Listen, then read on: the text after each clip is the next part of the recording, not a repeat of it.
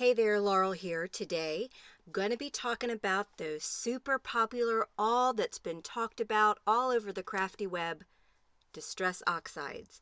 I got mine a couple weeks ago and I sat down and played with them over the course of a few days, and I just decided to turn on my video camera and film as I was playing. So this video is not a normal video that I've done. This is me playing and experimenting with the distress oxides. So I just wanted to put that out there. All right, let's talk about what I know about the oxides from my research and then kind of what I've discovered as I've played with them. They come in 12 colors right now, available in the full-size pads. They're not available in the minis. I have no idea if they will be in the future. The finish or the formulation of the inks is what's different. They are a mixture of the water reactive dye ink that we all already know, because that's the distress ink formulation, but also they mix that formulation in with a pigment ink, so it's like a dye pigment fusion ink. The results or the finish that you're left with is a very chalk-like finish, unlike what you get from distress ink. So you can actually stamp with these inks like you would with the pigment ink. Get a very smooth impression. You can layer colors on top of each other without muddying. If you were to try to do that with the original distress inks, say for instance you mixed a purple, or you put a purple down and then you layered a yellow on top of it, you're going to get mud. You don't get that with this formulation of the oxide, so I thought that was very interesting. They do come with re-inkers. I bought the re-inkers with the pads like I always do because I like my pads nice and juicy. They're available in 12 colors, and I've gone ahead and listed them below for you. So in this video, I actually start playing. I stamped out some card panels and did some heat embossing with the stamped images. You'll see that. And then I just start playing. I start doing different techniques. And then I actually do create cards with most of the backgrounds I created in this video. I just don't go through the card making process. This is just a video showing me playing with the oxides, but I will show finished cards of the backgrounds that I used.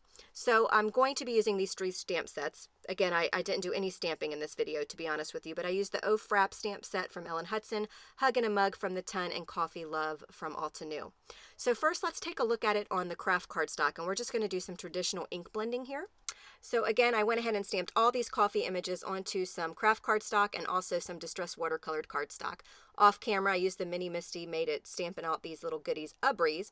So here I am just using a Ranger blending tool and just doing the traditional ink blending here that you can do with any kind of ink that you want. Distress, pigment, dye, whatever floats your boat. I am just basically blending on the ink. Using the same technique that I would with any ink blending, I start off my cardstock on to avoid any of those harsh lines. Blending these inks are very easy because you can actually look in the pad. You can see, as I pick up the color, it's very juicy pad. The inks just move along on the paper like butter, very smooth. I did try blending these inks onto some black cardstock, and I didn't really get the color popping that I thought I would get. So that's why I'm just showing the Kraft on my video here today. So again, I did pull together cards with these backgrounds. Here's a look at the card that I created from that ink blended background. Very simple, but you can see the colors, how they all just blend into each other just beautifully. And then you can remove the ink that sits on top of that heat embossed image just by rubbing it away with a microfiber cloth. I'll actually do that in the video here in just a second. Now let's do a little direct to paper action. Again, I'm going to do a couple cards with this Kraft cardstock here. I'm just taking my ink pad and I'm just kind of smearing it all over my cardstock here. If you pick up any of the other color inks when you're doing this technique, just scribble it off onto your Kraft cardstock like I just did right there, and it'll remove any of the excess color that you picked up from some of the other inks. This ink does stay wet a little bit longer, and you can see I'm just buffing away the ink that's sitting on top of those embossed images. I did not wait for this ink to dry or anything. I am simply just buffing it away. Easy peasy. All right, here's a little water reaction here you're going to get from these inks with my water flicking. I just love doing it. Got a paintbrush over here, and I am just flicking on some water, and you can see how immediate the reaction you get from adding water to these oxides. It just pulled that water right up, and here's the card I created with that background. A closer look here. You can see the water droplets. It's just really pretty. All right, now you can actually, with the distress inks or the oxides, you can remove color. So I've got a paintbrush here. This is just water, and I am just painting water over the images where I want to pick up the ink. And I've got a dirty cloth a little dirty cloth right there to the right, and I'm just picking up the ink. So it's almost like you're painting with bleach or something, but you're totally not. That is water in a cup. So no fumes or no weirdness by using bleach, straight up water. So you could do this with the oxides or the distress inks. You're just going to get the different results. And you can see kind of the finish that's left behind, this little chalky finish that's left behind using the oxides. And that's a big difference between the oxides and the distress inks. And here's a look at the card there. You can see how some of that color is just kind of pulled out. See? Moving right along. Man, I wish it took this short amount of time when I was actually doing this. It took like over the course of days. So now we're going to move on to the white cardstock. This is watercolored cardstock. Again, just the traditional ink blending that I did on the very first Kraft card. I am just kind of putting that color down. Now, really, the color is really going to show because obviously I'm working on a white palette here. But I'm just blending on those inks, mixing those colors together. Whatever. And again, once I get the ink down, I'll just take a microfiber cloth, paper towel, whatever you got, and I will just kind of buff off the ink that's sitting on top of the embossed images, because all of the embossed images are going to resist the ink that I'm putting down here. Of course, I've gone for the really bright colors in the that was in the release here. You can see I'm only using like the really bright, vibrant colors. I just love like rainbow colored cards. I really seem to be into that lately. Now watch, so I went ahead and blended it, right? And now I'm just going to spritz the mess out of this panel with some water. That's why I'm using watercolored cardstock here. And that water is going to blend all that together for me, move it all around, and done. You just get a beautiful, beautiful result. Just beautiful. Just by adding some water. And here's a look at that card. I kind of hacked that down a little bit. You'll see that little square there, but you can see a little bit of the water reaction there from the inks. Let's do some ink smooshing. Smooshing, smooshing, smooshing. I love saying that word. So what I'm doing is I'm putting my ink pad down onto my Kraft mat there, spritzing it with some water, and then I'm taking my cardstock and I am smooshing it into the puddles. I love doing this. This is so much fun. I have seen people kind of put their ink down onto a piece of plastic packaging, and then they take the plastic packaging and press it directly onto their cardstock, which is a great idea because you can see where you're pressing and where your color is going to go. But I don't do it that way. I do it just like this. Now it's important. Here's the difference. You don't want to get that mudding look. You know what I'm saying? So the thing you got to do with these oxides is to dry it in between. So you saw I took my heat gun and I dried that purple, and now I'm kind of pressing that yellow colored in. If I was doing this with distress inks, it would be brown. Right here, it would be brown and muddy and bleh. You don't get that. So you can layer all these colors. It doesn't matter where colors sit on the color wheel or whatever. You can layer color on top of color with these distress oxides. And that is unique about them, and I like that about them. This panel right here took the most time for me because I kept layering. I kept having fun. I thought this was so much fun. So here I am smooshing my, smooshing. I have to say that twice for some reason. Pushing my cardstock directly into that little puddle of water. You could, if you wanted to use Perfect Pearl mix here and get a really shiny look, you could have. I'm just using regular water. But Perfect Pearls would have been really pretty here. So between each color, I am kind of dabbing away some of the puddles and then I'm drying it. So the key here is to dry between color, additions of color. So here I am going in with what looks like the worn lipstick here. So it's really pretty. I just had a blast with this. But again, this is the panel that took me the longest because I just kept playing. I said, I'm done. Nope, I'm going to layer another color. And that's what I kept doing. So I kept a cloth by me and my heat gun by me. And I had my iPad off to the side. I'm watching, I don't know what I'm watching now. I think I'm watching The Good Wife. That series that was on several years ago. I think that's what I'm watching right now. So that's off in the background playing. And I am just layering up these inks and having a blast.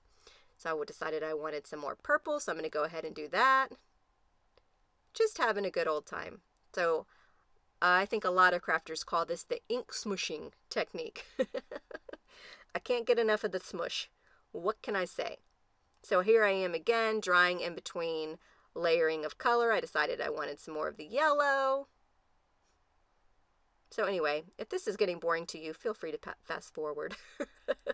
But I just had so much fun just adding on all these colors because I wouldn't have been able to do this with my regular distress inks because it would have just turned to a big brown blob of puddles of brownness. No offense to those that love brown.